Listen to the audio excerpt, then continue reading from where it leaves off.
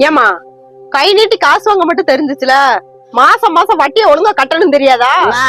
போன மாசம் கொஞ்சம் அதிகமா செலவு வந்துட்டு, அதப்ப கட்ட முடியல வட்டி. ஏமா காசு வாங்கும்போது என்னமா சொன்னீங்க? மாசம் மாசம் என் சம்பளத்துல வட்டியை புடிச்சுக்கோங்கன்னு சொன்னீங்கல்ல. ஆனா வேலைக்கு ஒழுங்கா வர்றது இல்ல. நான் கொடுத்த காசு எப்படிமா வாங்குறது? அடுத்த மாசம் கரெக்டா கட்டிடுறேன்மா. வாங்கின காசை ஒழுங்கா கட்ட முடியல, நீங்களா எதுக்கு கடன் வாங்குறீங்க? போன மாசம் பிள்ளைய பொங்கலுக்கு வந்துருந்துச்சுங்க, அது வாசி கடன் கட்ட முடியல. இனிமேல வேலை வாக்க நீங்க கொஞ்சம் கொஞ்சமா கடனுக்கு கொடுத்துக்கோங்க. நல்லா வேலை வாத்தீங்கம்மா, வேலைக்கு ஒழுங்கா வர்றது இல்ல, வாங்கின காசு கட்டுறதுக்கு துப்பு இல்ல. நீங்களா எந்த மூஞ்ச வச்சுக்கிட்டு எனக்கு காசு வாங்குறீங்க? வாயா, நீ எப்போ வந்த? நான் அப்பவே வந்துட்டுமா, வீட்டுக்கு போயிருந்தேன்.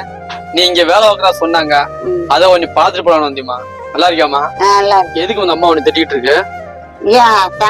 உன் தங்கச்சி இங்க வந்திருந்தாங்கல்ல பொங்கலுக்கு, அதுக்கு செலவுக்கு காசுலேட்டு ஒரு 10 ரூபா வாங்கியிருந்தேன், அதுக்கு வட்டி கட்டலேட்டு வைக்கிறாங்கப்பா. உனக்கு காசு தேவை ஒரு வார்த்தை கேட்க கூடாதாமா? நீ எம்பிட்டாவையா எங்களுக்கும் கொடுப்ப, அதுதான் ஒன்னையும் கஷ்டப்பட விடக்கூடாது.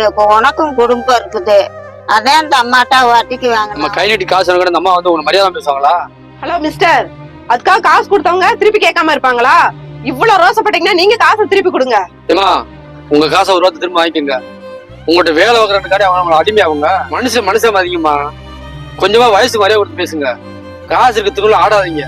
நீ வாமா.